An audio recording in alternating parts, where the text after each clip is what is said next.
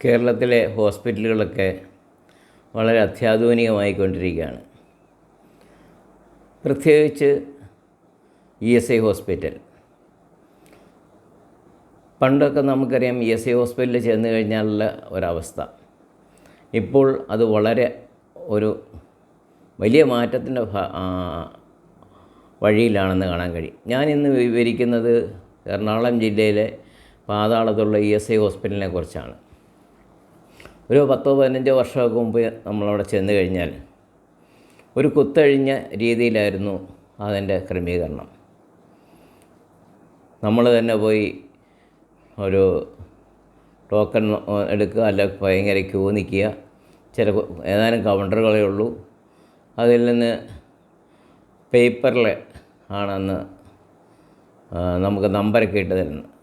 ഈ നമ്പരും കൊണ്ട് നമ്മൾ ഏത് ഡോക്ടറെയാണോ കാണേണ്ടത് ആ ഡോക്ടറുടെ മുറിയുടെ ഭാഗമൊക്കെ ചെല്ലും. അവിടെ കുറേ അറ്റൻഡർമാർ, എല്ലാ ഡോക്ടർമാരുടെയും മുറിയുടെ ഭാഗമൊക്കെ അറ്റൻഡർമാരുണ്ടാവും. അവർക്ക് പരിചയമുള്ള, അല്ലെ അവരുടെ ഏതെങ്കിലും ഒരു പരിചയക്കാരൻ വന്നാലും അവർക്ക് മുൻഗണന കൊടുക്കും. നമ്മളവിടെ നിൽക്കും. ഇനി ഡോക്ടറുടെ മുറിയിലേക്ക് തന്നെയാണേലും ആളുകൾ ലൈനായിട്ടാണ് കയറി ചെല്ലുന്നത്. അപ്പോൾ നമുക്ക് സ്വകാര്യമായിട്ട് ഡോക്ടറുടെ ഒരു രോഗവിവരം പറയാനോ ഒന്നും കഴിയില്ലായിരുന്നു. അങ്ങനത്തെ ഒരവസ്ഥയായിരുന്നു അന്നുണ്ടായിരുന്നത്. പിന്നെ വൃത്തിയുടെ കാര്യവും വളരെ ദയനീയമായിരുന്നു. ആർക്കോ വേണ്ടി എന്തോ ചെയ്ത പോലെയുള്ള ഒരു സംവിധാനമായിരുന്നു അന്നുണ്ടായിരുന്നത്. ബാത്റൂം എന്ന് പറഞ്ഞാൽ വാഷ്റൂമിലൊക്കെ നമ്മൾ കയറിക്കഴിഞ്ഞാൽ ഒരു നിവൃത്തി ഇല്ലാത്തത് കൊണ്ട് മാത്രം കയറുന്നതാണ്. നമുക്ക് അറപ്പ് തോന്നുന്ന രീതിയായിരുന്നു. പലപ്പോഴും അന്നുണ്ടായിരുന്ന അറ്റൻഡർമാരൊക്കെ ഭയങ്കര ധാർഷ്ട്യക്കാരാണ്. നമ്മളെന്തോ ഭിക്ഷ യാചിക്കാൻ ചെല്ലുന്ന പോലെ ഉള്ളൊരു വീക്ഷണമായിരുന്നു ഉണ്ടായിരുന്നത്. എന്നാൽ ഇപ്പോൾ അത് മൊത്തം മാറി. ഏറ്റവും പ്രധാന സംഗതി അവിടുത്തെ സെക്യൂരിറ്റി സംവിധാനമാണ്. നല്ല യോഗ്യരായ, നല്ല പക്വതയുള്ള സെക്യൂരിറ്റിക്കാരാണ് ഇപ്പോൾ ESI ഹോസ്പിറ്റലിലുള്ളത്. നമ്മളവിടെയൊക്കെ ചെല്ലുമ്പോൾ തന്നെ അവർ ചോദിക്കും, പ്രായമുള്ളവർ ആണെങ്കിൽ സീനിയർ സിറ്റിസൻ്റെ ഒരു ടോക്കൺ തരും. അല്ലെങ്കിൽ ആ ടോക്കൺ അവർ തന്നെയാണ് തരുന്നത്. നമുക്കവിടെ ഇരിക്കാൻ നല്ല സംവിധാനങ്ങളുണ്ട്, ഫാനുണ്ട്, TV ഉണ്ട്. ആ ടോക്കൺ അനുസരിച്ച് നമ്മൾ ആ സമയത്ത് എഴുന്നേറ്റ് ചെന്നാൽ മതി. പഴയതുപോലെ കടലാസയിൽ എഴുതി തരുന്ന സംവിധാനമൊക്കെ മാറി. എല്ലാവരും ഓരോ ബുക്കുണ്ട്. അപ്പോൾ ഈ ബുക്ക് നമ്മൾ കാണിക്കണം. അപ്പം നമ്മളുടെ സകല രോഗവിവരവും നമ്മളെ സംബന്ധിച്ചുള്ള എല്ലാ ഹിസ്റ്ററിയും ആ ബുക്കിലുണ്ട്. അപ്പോൾ തന്നെ ധാരാളം കൗണ്ടറുകൾ നമുക്ക് ആ ബുക്ക് മേടിച്ച് നമ്മളെ വെരിഫൈ ചെയ്യാനുണ്ട്.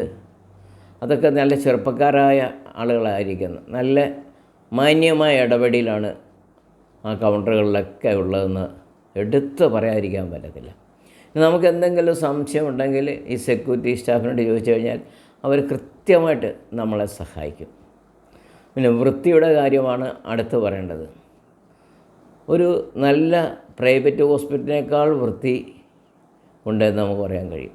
നന്നായിട്ട് അവിടുത്തെ ക്ലീനിങ് സ്റ്റാഫ് അത് വൃത്തിയാക്കിയിടുന്നുണ്ട്. വാഷ്റൂമൊക്കെ ആണെങ്കിലും വളരെ വൃത്തിയാണ്, എടുത്തു പറയാവുന്നതാണ്. പിന്നെ ഫാനുകളൊക്കെ നന്നായിട്ട് വർക്ക് ചെയ്യുന്നു. ഇഷ്ടംപോലെ ഇരിപ്പിടങ്ങളുണ്ട്. ഇനി ഡോക്ടർമാരെ കാണാനാണെങ്കിലും നമ്മുടെ ബുക്കിൽ നമ്പർ തന്നിട്ടുണ്ടാവും. നമ്മൾ ആ ഏത് ഡോക്ടറെയാണ് കാണേണ്ടത് ആ ഡോക്ടറുടെ റൂമിൻ്റെ അവിടെ ചെല്ലുമ്പോൾ ഡിസ്പ്ലേ ബോർഡുണ്ട്. അതിൽ കാണുന്ന നമ്പർ അനുസരിച്ചാണ് ആളുകളെ വിളിക്കുന്നത്. പണ്ടത്തെ പോലെ പരിചയക്കാരെയും നാട്ടുകാരെയും സുഹൃത്തുക്കളെയൊക്കെ വിളിച്ച് കയറ്റുന്ന ആ ഭാഗം തൽക്കാലം ഇല്ല. നമ്മൾ ആ ഡിസ്പ്ലേ കാണുന്നതനുസരിച്ച് നമ്മളെ അവിടെ നിൽക്കുന്ന അത് എല്ലാം പുതിയ സ്റ്റാഫുകളാണ്, ചെറുപ്പക്കാരാണ്. അവർ വിളിച്ച് ഡോക്ടർമാരുടെ എണ്ണം വർദ്ധിച്ചിട്ടുണ്ട്. അതെടുത്തു പറയേണ്ട ഒരു സംഗതിയാണ്. വളരെ നമുക്കെന്താണോ പറയാനുള്ളത് അവർ നന്നായിട്ട് ശ്രദ്ധിക്കുന്നുണ്ട്. അതാണ് ഒരു സംഗതി. പിന്നെ നമ്മൾ ഡോക്ടറുമായിട്ട് സംസാരിക്കുന്നത് മൂന്നാമതൊരാൾ കേൾക്കാൻ ഉള്ള സാഹചര്യമില്ല. പണ്ടങ്ങനെയല്ല, എല്ലാവരും പോയി ഇങ്ങനെ ഡോക്ടറുടെ മുമ്പിൽ ഇങ്ങനെ നിൽക്കുക. അപ്പോൾ നമുക്ക് രോഗവിവരങ്ങൾ വിശദമായിട്ടൊന്നും പറയാൻ പറ്റില്ല. ഇപ്പോൾ വളരെ നല്ല ഒരു മാറ്റമാണ് ഇവിടെ വന്നിരിക്കുന്നതെന്ന് പറയാൻ കഴിയും. നമ്മുടെ രോഗവിവരങ്ങൾ നമ്മുടെ ബുക്കിലെല്ലാം ഹിസ്റ്ററിയുണ്ട്. നമുക്ക് ആവശ്യമുള്ള മരുന്ന് എന്താണെന്ന് അവരപ്പോൾ തന്നെ കമ്പ്യൂട്ടറിൽ ഫീഡ് ചെയ്ത് അയക്കുന്നു. നേരത്തെയൊക്കെ മരുന്നിന് ഇല്ല എന്ന് പറഞ്ഞു കഴിഞ്ഞാൽ ഡോക്ടർ കുറിച്ച് തന്ന മരുന്ന് അവിടെ ഉണ്ടോ ഇല്ലയോ എന്ന് നമുക്കറിയില്ല. 1-2 കൗണ്ടർ ഉണ്ടായിരുന്നു. നമ്മളവിടെ പോയി 1 മണിക്കൂർ 2 മണിക്കൂർ ക്യൂ നിൽക്കണമായിരുന്നു. നമുക്കൊന്ന് ബാത്റൂമിൽ പോകാൻ പറ്റില്ല. മാറിക്കഴിഞ്ഞാൽ പിന്നെ നമുക്ക് അവിടെ നിൽക്കാൻ പറ്റത്തില്ല. ഒരു ഗ്ലാസ് വെള്ളം കുടിക്കാൻ പറ്റത്തില്ല. പക്ഷേ ഇപ്പോൾ അതിനകത്ത് വെച്ചിരിക്കുന്ന സംവിധാനം അതിലും ഇതാണ്. സെക്യൂരിറ്റി സ്റ്റാഫുണ്ട്. നമ്മുടെ ബുക്ക് മേടിച്ച് നോക്കിയിട്ട് നമ്മൾ സാറേ ഈ മരുന്ന് ഇവിടെ ഉണ്ടോ എന്നൊന്ന് അന്വേഷിക്കാൻ വെച്ചാൽ അദ്ദേഹം തന്നെ ആ കൗണ്ടറിൽ ചോദിക്കുകയും മരുന്ന് ഇവിടെ ഉണ്ടോ, ഉണ്ടെങ്കിൽ നമുക്ക് അവിടുന്ന് ടോക്കൺ തരും. നമുക്ക് എവിടെയെങ്കിലും പോയി ഇരിക്കാം. ഏത് കൗണ്ടറിലാണ് നമുക്ക് നമ്മളെ ടോക്കൺ വിളിക്കുന്നതെന്ന് നമുക്ക് അവിടെ ഡിസ്പ്ലേ സ്ക്രീനിലുണ്ട്. അപ്പോൾ ആ സമയത്ത് പോയി നമുക്ക് പോയി മരുന്ന് വാങ്ങിക്കാം. വളരെ അത്യാധുനികമായ രീതിയിലാണ് നമ്മുടെ ഇന്നത്തെ ESI ഹോസ്പിറ്റലിൻ്റെ ഈ പ്രവർത്തനമെന്ന് എടുത്തു പറയണം. ഏറ്റവും വലിയ സംഗതി വൃത്തി. രണ്ടാമത് എല്ലാ സ്റ്റാഫും, ക്ലീനിങ് സ്റ്റാഫായാലും അറ്റൻഡർമാരായാലും ഡോക്ടർമാരായാലും നഴ്സുമാരായാലും എല്ലാവരും വളരെ സൗമ്യതയോടെ സംസാരിക്കുന്ന ഒരു സംവിധാനമാണ് ഇപ്പോൾ പാതാളം ESIയിലുള്ളത്. പിന്നെ കുറവുകളെന്ന് പറയാൻ പറ്റില്ല. പരിഹരിക്കപ്പെടേണ്ട 1-2 കാര്യങ്ങൾ എനിക്ക് തോന്നുന്നത് സ്കാനിങ്ങിൻ്റെയൊക്കെ പ്രശ്നമാണ്. ഒരു സ്കാനിങ്ങിനൊക്കെ കുറിച്ച് 4 മാസം 5 മാസമൊക്കെ കഴിഞ്ഞാൽ ഇപ്പം ബുക്ക് ചെയ്യാൻ പറ്റുള്ളൂ. അത്രയും തിരക്കാണ്. അപ്പം ഇത്രയൊക്കെ ചെയ്യുന്ന അധികാരികൾ 1-2 സ്കാനിങ് മെഷീനൂടെ അവിടെ എത്തിക്കാനൊരു ക്രമീകരണം ചെയ്താൽ അത് നന്നായിരുന്നു.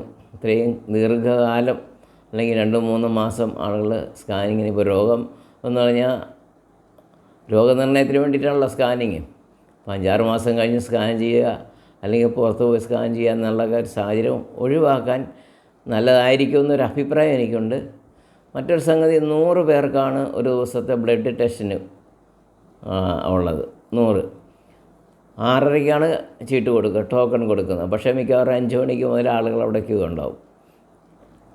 അതൊരു 200 പേർക്ക് കൊടുക്കാവുന്ന ഒരു സംവിധാനമായ ഉണ്ടെങ്കിൽ നല്ലതായിരുന്നു എന്നൊരു ആഗ്രഹമുണ്ട്. കാരണം വെച്ചാൽ വളരെ അകലെ നിന്ന്, പെരുമ്പാവൂരിൽ നിന്ന്, അങ്കമാലി, മൂവാറ്റുപുഴയിൽ നിന്നൊക്കെ, പറവൂരിൽ നിന്നൊക്കെ ആളുകൾ ഇവിടെ വരുന്നുണ്ട്. അപ്പോൾ ഒരു 200 പേർക്കെങ്കിലും ഉള്ളൊരു ക്രമീകരണം ചെയ്താൽ നല്ലതാണ്.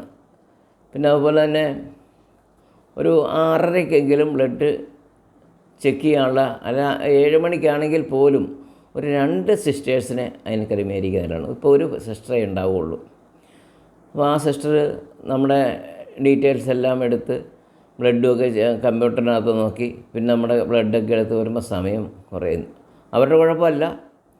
ഒരു 2 പേരെ, ഒരാളെ കൂടെ വെച്ച് കഴിഞ്ഞാൽ ഇതിനകത്ത് ഭക്ഷണത്തിന് ശേഷം ബ്ലഡ് എടുക്കേണ്ട ആളുകളുണ്ടാകും, ഭക്ഷണത്തിന് മുമ്പ് എടുക്കേണ്ടി വരും.